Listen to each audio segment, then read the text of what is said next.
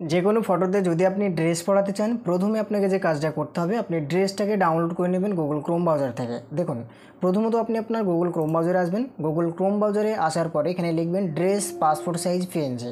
এরকমভাবে লিখলে দেখবেন বিভিন্ন ড্রেস চলে আসবে। আপনি সেখান থেকে ড্রেসগুলো ডাউনলোড করে নিতে পারবেন, যে ড্রেসটা আপনার পছন্দ হবে। আমি আপনাকে দেখানোর জন্য ধরে নিন এই ড্রেসটা ডাউনলোড করব, যার জন্য ড্রেসের উপরে একবার ক্লিক করলাম। তারপরে ডান সাইডে দেখুন ড্রেসটা ওপেন হয়ে গেল। এখানে আমি মাউসের রাইট বাটনে ক্লিক করলে দেখুন অনেকগুলো অপশান চলে আসছে। এখান থেকে আমি সেভ অপশানটায় একবার ক্লিক করে দিলেই সঙ্গে সঙ্গে আমার ড্রেসটা ডাউনলোড হয়ে যাবে। তো আমি যেহেতু আগে থেকে ড্রেস ডাউনলোড করে রেখেছি, এবার কীভাবে ড্রেসটা পড়াবো সেটা আমি আজকে আপনাকে দেখাবো। তো প্রথমে ফাইল অপশানের উপর একবার ক্লিক করে ওপেন অপশানে একবার ক্লিক করলাম। এখানে ক্লিক করার পরে ড্রেসের উপর একবার ক্লিক করে এদিকে ওপেন করলাম। এবার আপনি ভালোভাবে ফলো রাখুন। ড্রেসটা যদি পিএনজি না থাকে তাহলে পিএনজি করে নেবেন। পিএনজি মানে প্রথমত আপনি টুলবারে আসবেন। টুলবারে আসার পরে দেখবেন ইরেজার টুল বলে একটা টুল আছে, এই টুলটার উপরে একবার ক্লিক করবেন।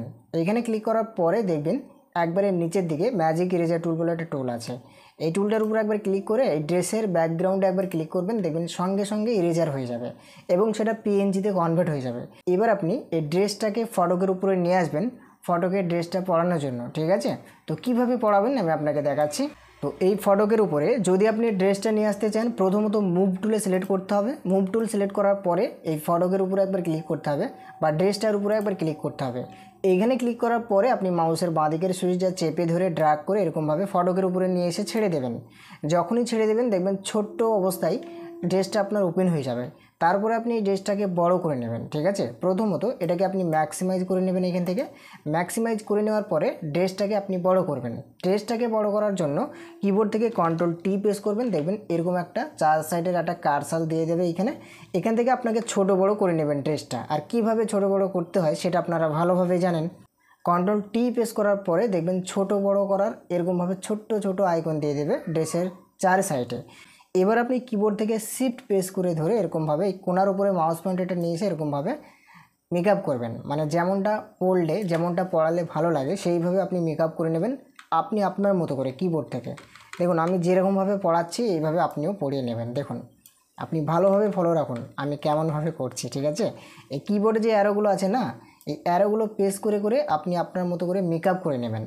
যেমনভাবে ড্রেসটা পরালে মানায় বা এই ফটোগ্রাফের সাথে ম্যাচিং হয় সেইভাবে আপনি আপনার মতো করে নেবেন। এরকমভাবে আপনি করে নেবেন। দেখুন আপনি ভিডিওটা দেখতে থাকুন আমি কেমনভাবে ম্যাচিং করছি। আপনি উপরের দিকে লক্ষ্য রাখুন, আমার মাউস পয়েন্টারটা দেখুন কেমন হয়ে যাচ্ছে। এইখানে যদি আপনি মাউস পয়েন্টারটা নিয়ে আসেন এরকমভাবে তীর চিহ্ন অথবা অ্যারো চিহ্ন চলে আসবে। এইখানে আপনি ক্লিক করে ধরে মানে মাউসের বাঁ দিকে সুইচটা ধরে যদি এইভাবে টানেন দেখুন আপনি আপনার মতো করে নিতে পারবেন ড্রেসটাকে। তো আপনি এইদিকে একটু করে নেবেন, এইদিকে একটু করে নেবেন। আসল কথা হচ্ছে আপনি মেকআপ করে নেবেন ফটোকের সঙ্গে। ঠিক আছে, যাতে ম্যাচিং হয়ে যায়। তো দেখুন আমি করছি।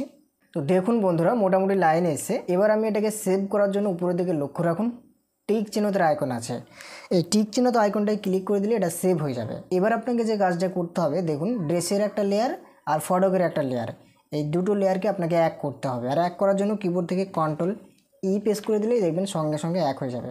এবার আপনি ফটোটায় ভালোভাবে ফলো রাখুন আপনার কোনো ধারে কোনো কিছু খারাপ হয়ে আছে কিনা সেটাকে আপনি ঠিক করবেন। ঠিক আছে, যদি কোনো ধারে কোনো খারাপ হয়ে থাকে সেটা আপনি ইরেজার টুল নেবেন। এখান থেকে ইরেজার টুলটাই সিলেক্ট করে এরকমভাবে আপনি ঠিক করে নিতে পারবেন। ঠিক আছে, যদি কোনো ধরনের কোনো কিছু প্রবলেম থাকে অথবা আগের ড্রেসের কালারটা যদি দেখা যায় আপনি খুব সহজে এইভাবে ঠিক করে নিতে পারবেন। ঠিক আছে, আপনি টুলবারে আসবেন, টুলবারে এসে এখান থেকে ব্রাশ টুল সেট করে কিবোর্ড থেকে অল্ট প্রেস করে রেখে এই কালারে ক্লিক করবেন, দিয়ে ধার দিয়ে এরকমভাবে আপনি মেকআপ করে নেবেন যাতে আগের কালারটা যেন দেখা না যায়। ঠিক আছে, যেন ঢেকে যায় এইভাবে আপনি মেকআপ করে নেবেন। দেখুন আমি যেভাবে করছি বুঝতে পারছেন। অবশ্যই এখানে আপনি অপাসিটিতে 100 রাখবেন অথবা ফ্লোতে আপনি 100 রেখেই কাজটা করবেন। ঠিক আছে, দেখুন এরকমভাবে একবারে ধার দিয়ে আপনি ক্লিক করতে করতে নিয়ে যাবেন। যদি আগের অংশটা মানে আগে থেকে যে ড্রেসটা পরে আছে ওনার ড্রেসটা যদি দেখা যায় তাহলে আপনি ইরেজার টুল দিয়ে এটা করে নেবেন, আর যদি দেখা না যায় তাহলে ছেড়ে দেবেন। যদি ম্যাচিং ঠিকঠাক মতো করে না হয় আপনার মনে হয় আপনি আপনার মতো করে নেবেন। আমি জাস্ট প্রসেসটা দেখালাম যে কিভাবে ড্রেস চেঞ্জ করতে হয়।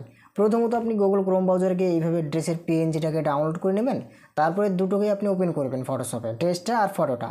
তারপরে যেভাবে আমি দেখালাম ফুল প্রসেস ওইভাবে আপনি ড্রেস পরিয়ে এরকমভাবে যখন লেয়ার চলে আসবে দুটো লেয়ার হয়ে যাবে, কন্ট্রোল ই প্রেস করে দুটো লেয়ারকে এক করে তখন আপনি চাইলে ফটোটাকে প্রিন্ট করতে পারেন। আশা করি ভিডিওটা দেখার পরে আপনি অনেকটা হেল্পফুল হয়েছেন।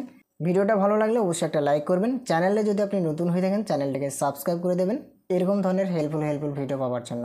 তো আজকের মতো এই পর্যন্ত বন্ধুরা, সবাই ভালো থাকবেন, নিজে খেয়াল রাখবেন। ধন্যবাদ।